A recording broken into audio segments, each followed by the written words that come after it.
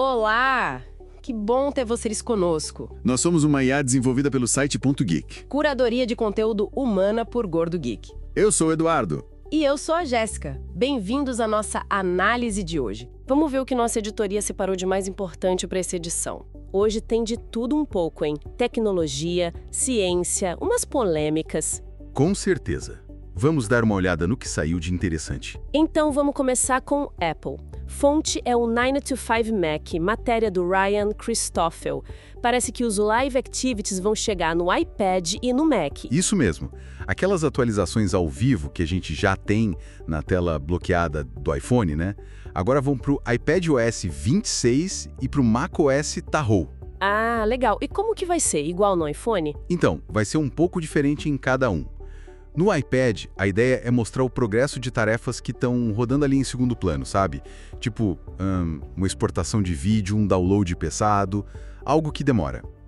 Útil. Chega de ficar abrindo o app para ver se acabou. Exato.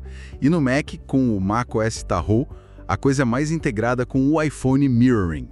As Live Activities do seu iPhone vão aparecer espelhadas na barra de menus do Mac. Ah, tá. Então se eu tiver um timer rodando no iPhone, vejo no Mac. Isso, a ideia é essa. Trazer essa informação para a tela do computador sem precisar pegar o celular toda hora. Bem prático, né? Faz parte daquela integração maior do ecossistema. Faz sentido. Bom, agora mudando radicalmente de assunto. Tech Radar, matéria do Efosa Uldinman, um supercomputador inspirado no cérebro humano. Spinnaker 2. Esse mesmo, foi ativado lá no Laboratório Nacional Sandia, nos Estados Unidos. É um projeto bem interessante da Spin Cloud, uma empresa alemã. Inspirado no cérebro. Como assim? Ele pensa? Não, não é bem isso. É mais na arquitetura. Ele usa um monte de núcleos, tipo 152 núcleos por chip, para tentar imitar o jeito como o cérebro processa informação em paralelo, sabe? Entendi. Processamento massivo em paralelo. Exato.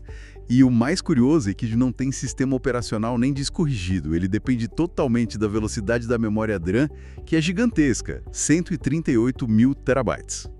Caramba! E para que serve tudo isso? A ideia é simular algo entre 150 e 180 milhões de neurônios. O foco principal, pelo menos o divulgado, são aplicações de segurança nacional lá nos Estados Unidos, mas assim, é uma tecnologia nova, né? Ainda precisa mostrar na prática se essa abordagem neuromórfica é realmente mais eficiente para resolver certos tipos de problema.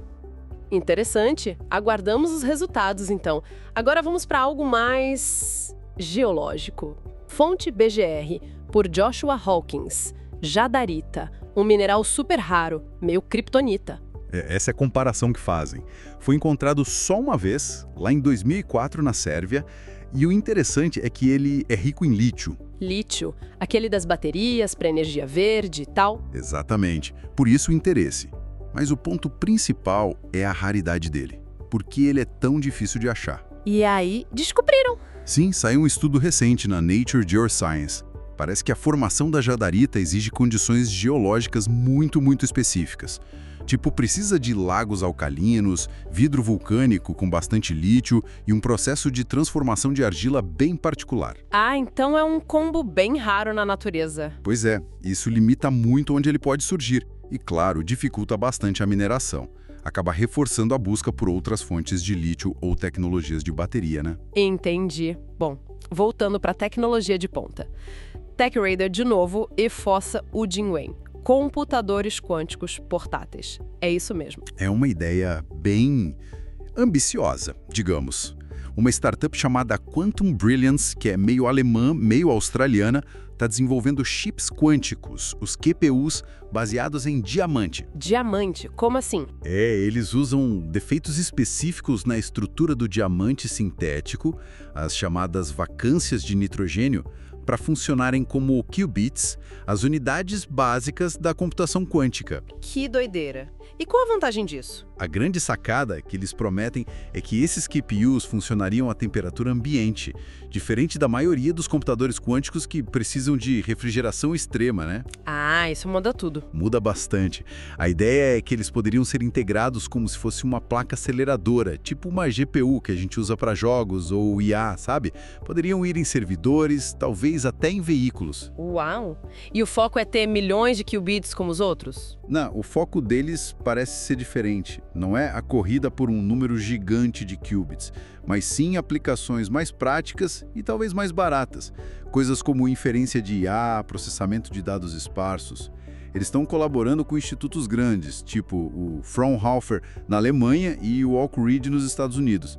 É uma abordagem mais pé no chão para a quântica, talvez. Bem interessante acompanhar isso. Agora mudando totalmente o foco. Netflix. Parece que a interface nova da TV não agradou geral, né?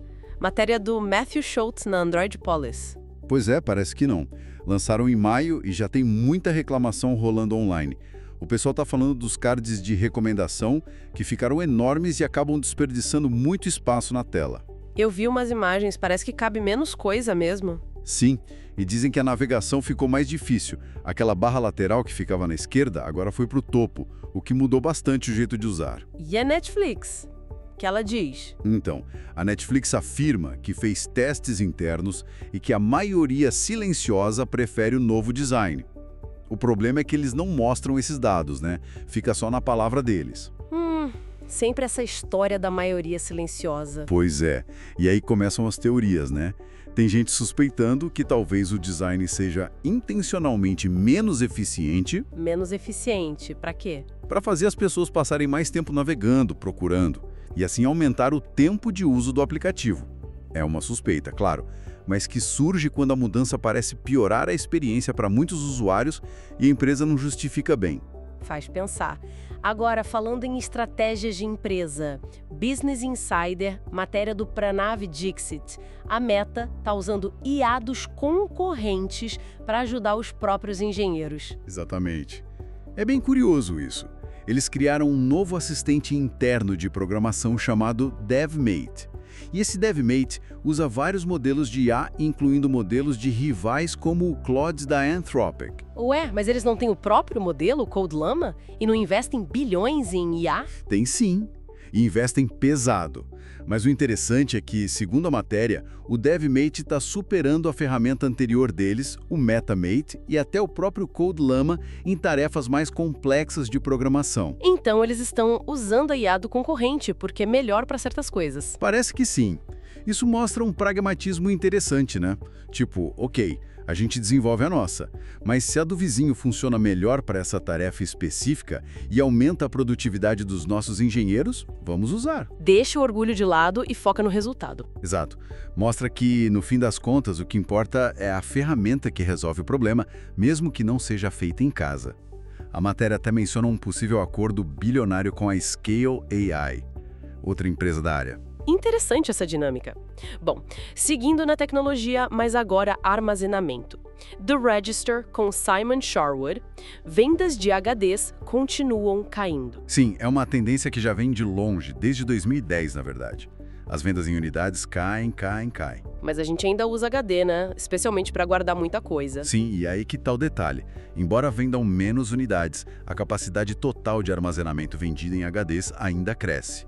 Quem puxa isso são os gigantes da nuvem, os hyperscalers.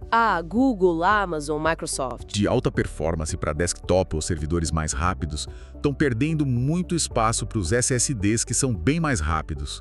A IA também deu uma mexida nisso, aumentou a demanda geral por armazenamento, e os HDDs entram como a camada mais barata para guardar grandes volumes de dados que a IA vai treinar ou analisar depois. Mas tem futuro pro HDD? Ou o SSD vai dominar tudo? Eles ainda estão evoluindo, tentando se integrar melhor, tipo com o padrão NVMe para acelerar um pouco. Mas a previsão dos analistas, segundo a matéria, é que os SSDs podem sim substituir completamente os HDDs, talvez lá para 2029. O fim de uma era se aproximando. Agora um assunto bem mais sério e infelizmente crítico. Fast Company, matéria do Nathan Creech sobre a infraestrutura de água nos Estados Unidos. Tá em crise. Tá sim, e é uma crise grave. O artigo aponta uma combinação de fatores. Falta de investimento por décadas, os efeitos cada vez piores do clima extremo, como secas e enchentes, e também o aumento da demanda por água. Falta de investimento é complicado em infraestrutura básica. Muito. E o resultado é um desperdício absurdo. A matéria fala em 6 bilhões de galões de água tratada, perdidos todo dia, só por causa de vazamentos em canos velhos e quebrados. É muita água. 6 bilhões de galões por dia. É inimaginável. E o custo disso? Bilionário. Tanto em água perdida quanto um custo para consertar os rompimentos depois que acontecem. O governo Trump até tem a lei de infraestrutura, que destinou uns 50 bilhões para a água, mas Não é suficiente, imagino. nem de longe. A estimativa é que precisaria de uns 625 bilhões de dólares nos próximos 20 anos para realmente modernizar o sistema. A solução, claro, passa por mais dinheiro, mas também por inovação. Inovação como? Usar mais tecnologia. A matéria cita exemplos como inteligência artificial, tipo a da Voda.ai, que tenta prever onde os canos têm mais chance de romper para poder consertar antes, ou sistemas de drenagem mais inteligentes para lidar com chuvas fortes. É um desafio enorme. Nossa, realmente preocupante. Saindo dessa crise para algo mais brilhante e perigoso, BGR de novo, Joshua Hawkins, um youtuber criou o laser portátil mais potente do mundo. É isso mesmo.